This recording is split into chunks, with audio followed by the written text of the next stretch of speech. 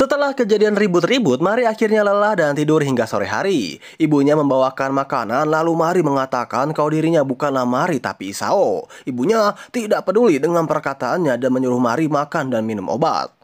Mari-sanじゃありません。僕は小森功です。 Air mata Mari menetes, ia lelah karena ibunya bersikeras menganggap opini Mari salah. Malam harinya, Mari pergi ke kos dan menanyakan, "Oi, sedang apa diriku di sana? Enak sekali ya jadi kamu." Hai, boku.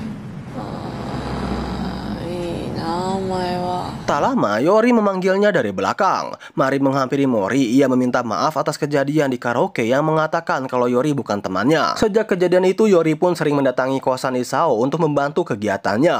Menurut Yori, Isao adalah sampah yang selalu bermalas-malasan setiap hari. Lalu, Yori menjelaskan kalau ia menemukan potongan bungkus martabak yang terjatuh di dekat tong sampah. Bungkusan martabak itu menceritakan tentang kegiatan Isao setiap harinya. Yori mempunyai pendapat kalau Mari yang asli selalu memantau Isao yang selalu menuliskan kegiatannya di kertas. Mari mengatakan kalau ia akan mendatanginya. Mari dan Yori langsung masuk ke kamar Isao yang bau pandan.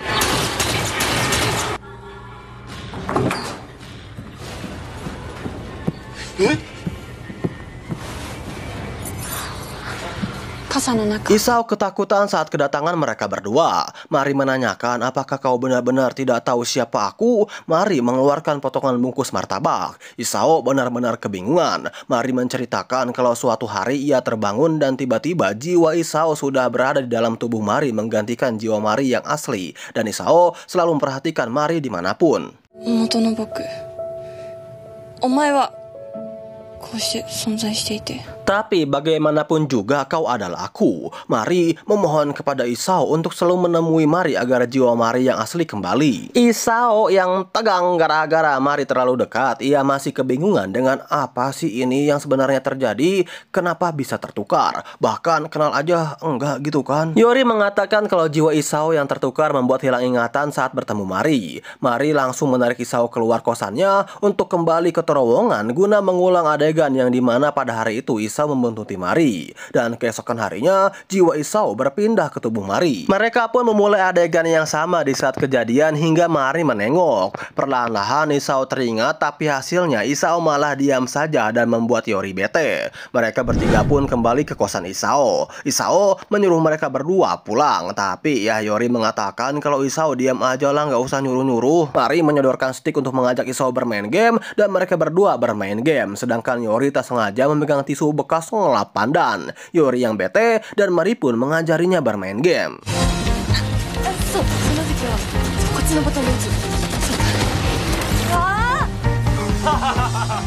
Ibu dan bapaknya menanyakan, Mari yang tiba-tiba ngilang, mana pakai seragam lagi? Memang ada ya sekolah malam-malam? Mari diam tidak menjawab sepatah kata pun walaupun sang ibu membujuknya karena khawatir Mari kenapa-napa. Nggak ada angin, nggak ada hujan, ayah dan ibunya malah berantem. Perkataan kedua orang tuanya sesuai dengan apa yang ditulis di bungkusan martabak. Dan juga Mari teringat kejadian yang tidak menyenangkan di kehidupannya.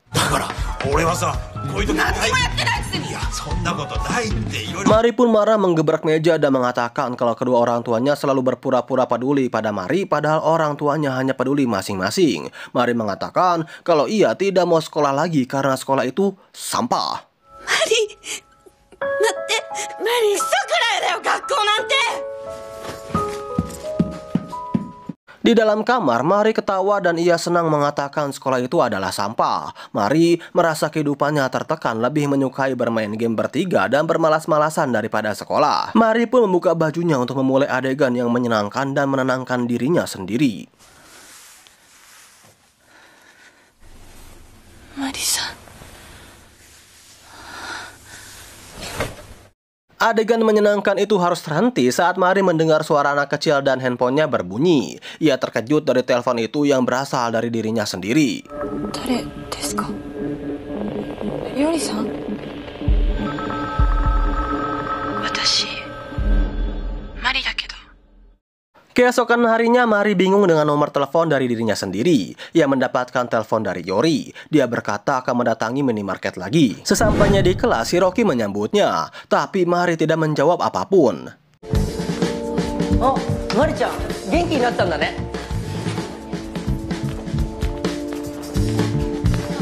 Saat jam istirahat, Mari pergi ke toilet untuk menikmati diri sendiri. Tapi Yori datang malah mengganggu dan masuk ke dalam. Momoka and the gang memanggil Yori. Momoka meminta maaf karena salah paham kepada Mari. ちょっと待って、いっぱい話したし、ひろきも反省してるし。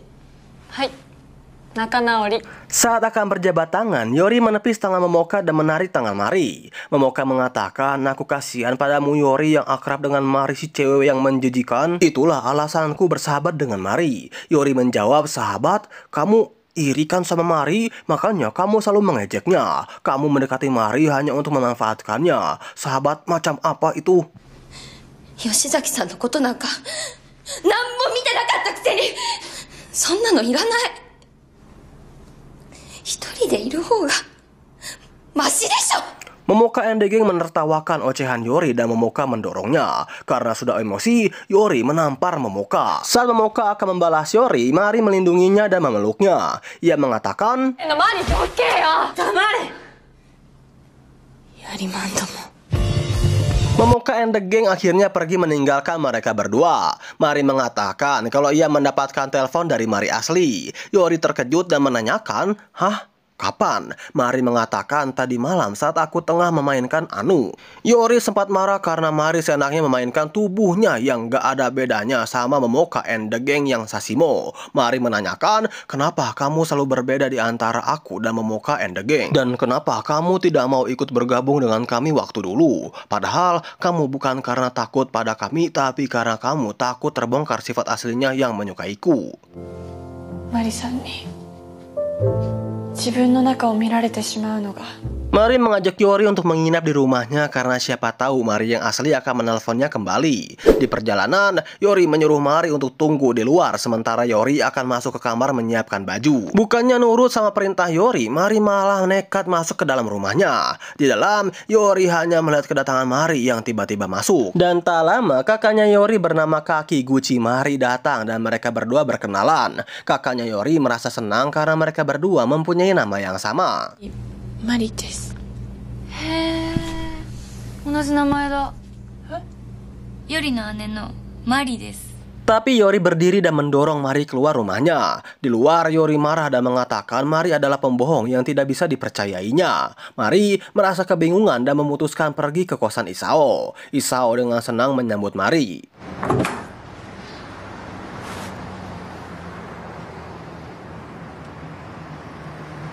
Mari pun menceritakan kalau kemarin dihubungi oleh Mari yang asli saat ia tengah menikmati tubuhnya sendiri. Yang sungguh nikmat sampai mau mati lah pokoknya rasanya. Isao Shimasu malah melirik tubuh Mari yang indah dan ia pun permisi untuk ke toilet karena tiba-tiba tegang. Karena kelamaan, Mari pun membuka Isao yang tengah mengkokang dan menariknya keluar. Mari menyuruh Isao untuk meneruskan kokangannya sembari memandangi tubuh Mari yang aduhai. Mereka saling bertatapan hingga tangan Mari pun mulai bermain pistol Isao. Setelah selesai, Mari pun pulang.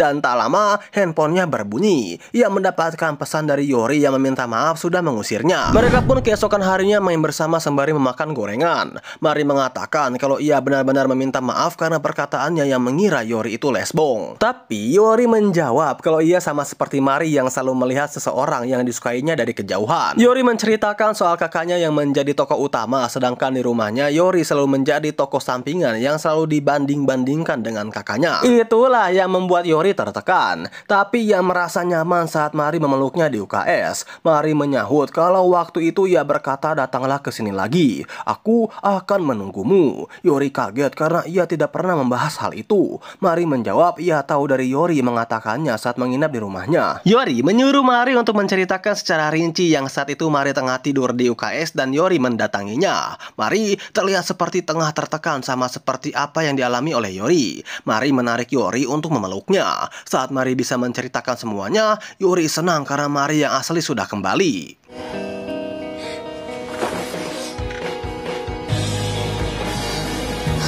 Saat keesokan harinya, Mari mendapatkan telepon dari Isao yang menunggunya di luar. Isao menyatakan kalau ia menyukainya dan maukah kau menjadi pacarku. Mari menyuruh Isao untuk tenang karena menurut Mari jiwa Isao masih berada di dalam tubuhnya. Isao nggak peduli dan ia bersikeras menyatakan cintanya yang berjanji akan mengubah hidupnya menjadi lebih baik. Mari menanyakan kalau Isao mencintainya hanya karena ingin mantap-mantap denganku kan? Isao menjawab kalau kamu juga sama. Mari menjawab kalau ia melakukan hal muantap-muantap hanya sekedar penasaran tanpa adanya perasaan. Setelah aku lihat-lihat saat menjadi dirimu lebih menyedihkan dan buruk ya. Jawaban dari Mari membuat perasaan Isao hancur.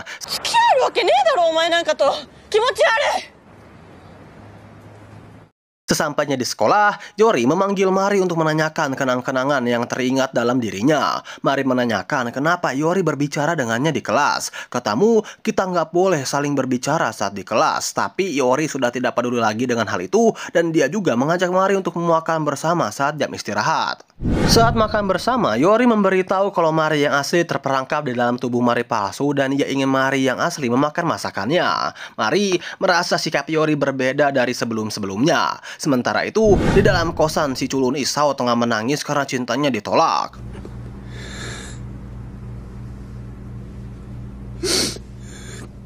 Kembali lagi ke Mari dan Yori yang sepulang sekolah mereka mampir untuk karaoke. Mari mendapatkan telepon dari Mari yang asli. Mari yang asli meminta agar Yori dan Mari memberikan perhatian ke Isao karena Isao rela mengubah hidupnya demi mendapatkan hati Mari.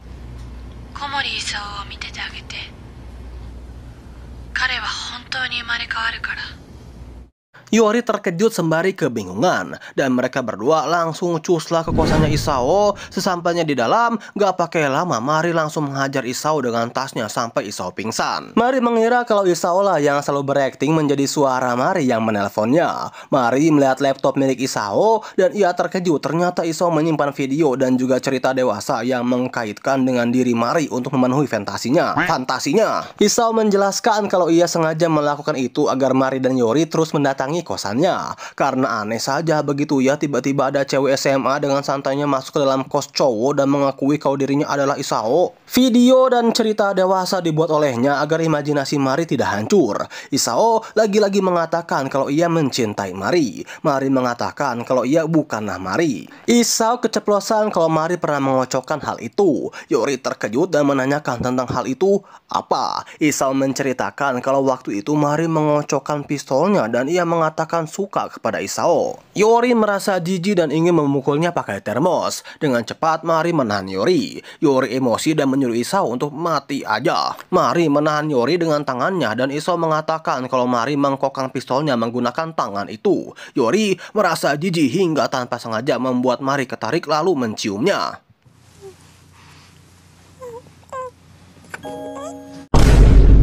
Yori menikmatinya dan setelah itu Mari merasa kalau tubuhnya tidak bisa dikontrol. Sesampainya di rumah, adiknya mengajak Mari untuk bermain game. Adiknya merasa kalau Mari akhir-akhir ini berubah dan selalu terlihat murung. Mari menjawab kalau ia sebenarnya bukanlah Mari yang asli. Tapi adiknya tidak peduli bagaimanapun Mari adalah kakaknya. Mari dan adiknya pun membuka album foto. Mari tak sengaja melihat foto anak kecil yang sobek tapi dilem. Mari teringat dengan neneknya yang memanggil Mari dengan sebutan Fumiko. Air mata Mari menetes dan adiknya menanyakan kenapa kakak menangis. Mari hanya terdiam lalu pergi menemui ibunya. Mari menanyakan tentang foto yang dibawanya. Ibunya malah mengalihkan topik dan menyuruh Mari untuk makan malam. Mari merasa kurang puas dan menanyakan Fumiko itu siapa. Tapi ibunya menjawab kalau ia tidak kenal. Keesokan harinya Mari langsung cus mendatangi rumah Yori. Kaki Gucci mengatakan kalau Mari sekarang berangkat sekolah. Kemarin Yori memberitahu katanya menginap di rumahmu. Setelah itu Mari turun untuk mencari Yori ke semua tempat tongkrongannya. Saat tengah mencari, Kaki Gucci menelpon Mari.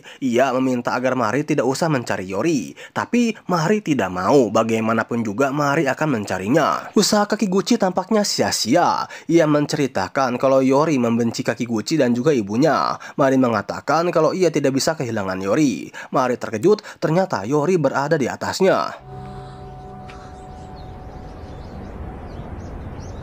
Yori-san! Mari berjalan menghampiri Yori. Yori meminta maaf karena ia merasa sudah memanfaatkan Mari dan selalu memikirkan dirinya sendiri. Lalu Yori menanyakan maksud Mari mencium bibirnya saat berada di kos-kosan Isao. Apakah saat itu benar-benar Mari yang asli atau Isao yang terjebak di dalam tubuh Mari? Mari menjawab kalau waktu itu adalah Isao yang terjebak di dalam tubuh Mari dan aku benar-benar mencintaimu, Yori. Boku, Yori-san ga suki da. Lalu Yori menangis. Di sisi lain, kaki Gucci masih mencari keberadaan Yori. Untungnya, kaki Gucci berpapasan dengan Yori. Di sini, kaki Gucci memarahinya. Dasar goblok, kamu kok malah kabur dari rumah? Aku mencarimu kemana-mana. Sampai kapan kamu bisa bersikap dewasa dan berhenti egois? Yori menangis dan meminta maaf kepada kaki Gucci yang selama ini sikapnya membuat kaki Gucci tersinggung.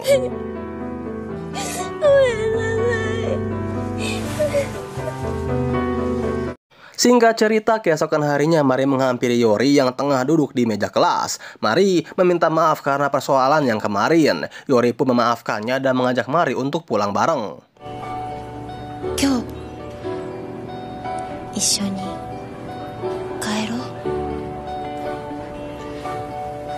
Saat pulang sekolah, Mari menunjukkan foto masa kecilnya. Saat Mari melihat foto itu, ia teringat kenangan saat bermain komedi putar bersama neneknya. Neneknya mengatakan, tinggi banget ya, ngeri Fumiko. Mari dan Yori beranggapan kalau mereka mendapatkan petunjuk baru dari ingatan yang berasal dari Mari asli. Berarti, Mari benar-benar berada di dalam tubuh ini. Lalu, Yori mengajak Mari untuk pergi ke tempat foto itu diambil, yaitu taman wisata. Sesampainya di taman wisata, Mari teringat dari perkataan adiknya kalau sang nenek meninggal saat Mari berumur 3 tahun dan yang memfoto Fumiko saat itu adalah neneknya. Yori pun mengajak Mari bermain komedi putar untuk mengingat semua kejadian di masa lalunya. Sebelum menaiki komedi putar, mereka berdua pun difoto dulu. Yori mencoba untuk menggenggam tangan Mari. Di dalam komedi putar, Mari terus mengingat kejadian masa kecilnya. Mari bertanya, apakah jika aku tertidur maka Mari akan bangkit? Saat memejamkan matanya, Mari teringat masa lalu yang tengah bermain komedi putar bersama sang nenek. Fumiko. Sebelum menaiki komedi putar, neneknya memberikan Fumiko baju yang menurut Fumiko itu baju imut. Ibunya marah kepada ayahnya merasa tidak suka karena neneknya ikut campur mengurusi Fumiko. Padahal sudah susah payah ibunya membesarkan Fumiko. Fumiko yang mendengar itu pun dibuat terkejut hingga ibunya menyadari kalau Fumiko berada di belakangnya. Semenjak neneknya sudah tidak ada, ibunya mengganti nama Fumiko menjadi Mari. Awalnya Fumiko menolak nama Mari, tapi ibunya terus-menerus mengajari dan memberitahu kalau saat ini namamu adalah Mari. Imut kan? Setelah teringat masa lalunya, Yori membangunkan Mari yang tak lama Mari muntah karena masuk angin. Sebagai tanggung jawabnya, Yori mengurusi Mari yang sakit. Sementara itu, Isao yang berada di dimensi lain, ia kebingungan kenapa tadi ia menaiki komedi putar dan apa yang sudah terjadi setelahnya. Yori berada di mana? Lalu, ia melihat Mari dan mencoba untuk memanggilnya. Tapi Isao tidak bisa mengeluarkan suara. Mari berjalan ke arahnya. Isao merasa senang karena selama ini ia dan Yori mencari Mari yang asli. Mari mengatakan, lenyaplah sembari memegang Isao. Isao terus-menerus mengatakan kalau ia tidak mau lenyap hingga tak lama menjadi butiran cahaya. Kembali kepada Yori yang keesokan harinya terbangun. Yori mencoba untuk membangunkan Mari. Dirinya terkejut saat melihat badan Mari yang mematung seperti boneka. Setelah itu, Mari pergi untuk ke sekolah. Ia menangis mengingat masa-masa bersama Mari. Di rumahnya, Mari terdiam sembari tatapannya kosong. Yori terus menangisi kepergian Mari yang entah kemana. Saat Yori memutuskan untuk pergi ke kos Isao, sayangnya ia tidak ada dan Yori mendatangi minimarket. Yori terkejut melihat Isao kini bekerja menjadi pelayan di minimarket langganannya itu. Yori menanyakan alasan Isao bekerja. Isao menjawab kalau kini ia mengubah hidupnya agar menjadi lebih baik dan berharap Mari bisa melihat perubahan pada Isao. Yori merasa gelisah karena kalau Isao berubah maka Mari asli akan hilang. Isao meminta agar Yori berhenti menghalu tentang jiwa Isao yang terjebak di dalam tubuh Mari. Yori meminta agar Isao memberikan bukti kalau jiwa Isao yang terjebak di dalam tubuh Mari hanyalah hayalannya saja. Karena menurut Yori, mana mungkin Mari mau melakukan muantap sama Isao. Setelah itu, Yori pergi meninggalkannya. Ya, wakaru. Anta komori janai. Komori nanka janai. Keesokan harinya sepulang sekolah, Yori menghampiri rumah Mari. Gak pakai permisi, Yori langsung sat-sat lari ke kamar Mari. Mari yang terdiam seperti boneka, Yori akan mencoba membangunkan Mari yang tak sadarkan diri. Ibunya langsung mengusir Yori. Lalu Yori menanyakan siapa itu Fumiko. Pertanyaan itu membuat wajah ibu Mari kesal. Yori menyodorkan foto anak kecil yang mempunyai nama panggilan Fumiko oleh neneknya. Ibu Mari memberitahu kalau ia mengganti nama Fumiko menjadi Mari. Tapi neneknya masih memanggilnya Fumiko yang mempunyai kaitannya dengan nama laki-laki. Menurut ibunya, nama Mari adalah nama yang imut menurut Mari sendiri. Yori merasa kalau Mari tidak pernah mengatakan kalau ia menyukai namanya, bahkan gak ada imut-imutnya. Mereka berdua berdebat hingga Yori merasa ibu Mari memang tidak peduli dan tidak pernah memperhatikan kehidupan Mari. Perdebatan itu membuat ibu Mari kesal lalu menarik Yori untuk menyuruhnya pulang. Tapi tiba-tiba Mari tersadar lalu ia menarik baju ibunya. Mari mengatakan kalau sebenarnya tidak pernah mengatakan nama Mari itu imut. Yori langsung memeluk Mari.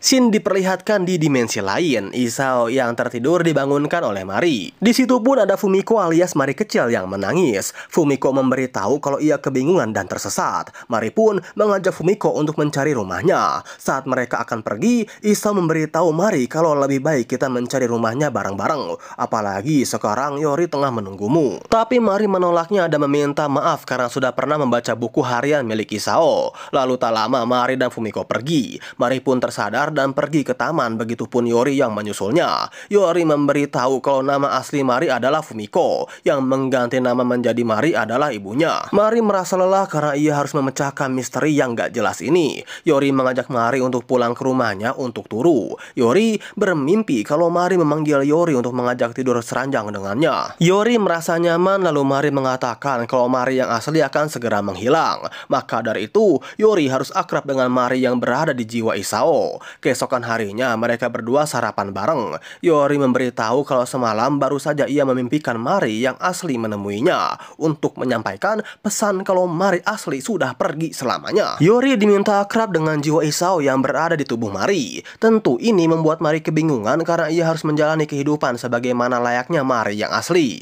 Mendengar hal itu, Mari menceritakan kalau semalam ia bermimpi juga tentang sosok Mari yang asli. Ia meminta maaf karena sudah membaca buku harian Isao. Padahal Isao tidak ingat apakah ia pernah menulis buku harian atau tidak. Jawaban Mari membuat Yori melarang Mari untuk membaca buku hariannya. Karena ya Yori gak mau kehilangan Mari gitu kan. Dan begitupun Mari juga tidak mau Yori menghilang dari kehidupannya. Setelah itu Yori terbangun dan melihat Mari sudah tidak ada di atas kasurnya. Yori melihat kalau Mari sudah sembuh dan tengah membuat sarapan dan bekal untuk Yori. Selesai membuat bekal, Mari mencoba untuk mencari Isao. Di depan kamar kosannya ia melihat buku harian milik Isao yang akan dibuang. Di sisi lain, Yori dikagetkan dengan kehadiran Mari yang tiba-tiba berada di depan rumahnya. Mari memberitahu kalau ia menemukan buku harian milik Isao yang tengah pulang kampung. Mari merasa kangen sama kampung halamannya, lalu ia mengajak Yori untuk pergi ke kampung halamannya. Sesampainya di kampung halaman, Isao menjemput Mari dan Yori untuk pergi ke rumah keluarganya.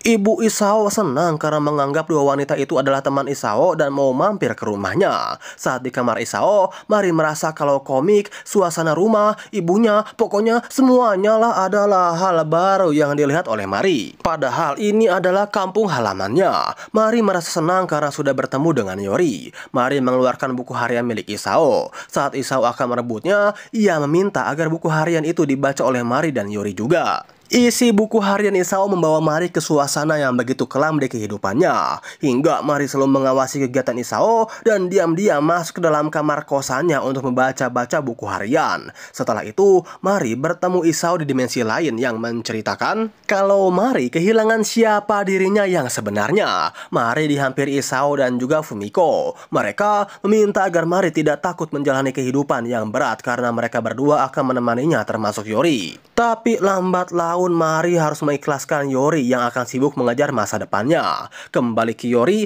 dan Mari. Yori panik melihat Mari yang tiba-tiba pingsan karena terbawa suasana membaca buku harian milik Isao. Setelah memeluknya, tak lama Mari terbangun dan ia melihat bayangan halus mengatakan kalau mereka akan selalu menemaninya.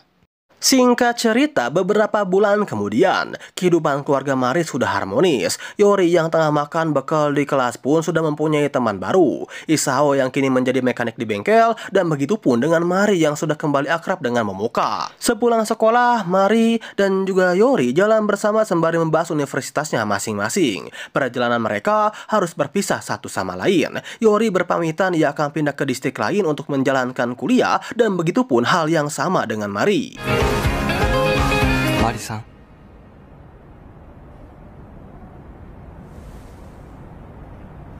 Dan scene ini pun juga sekaligus menutup alur cerita dari film ini ya teman-teman.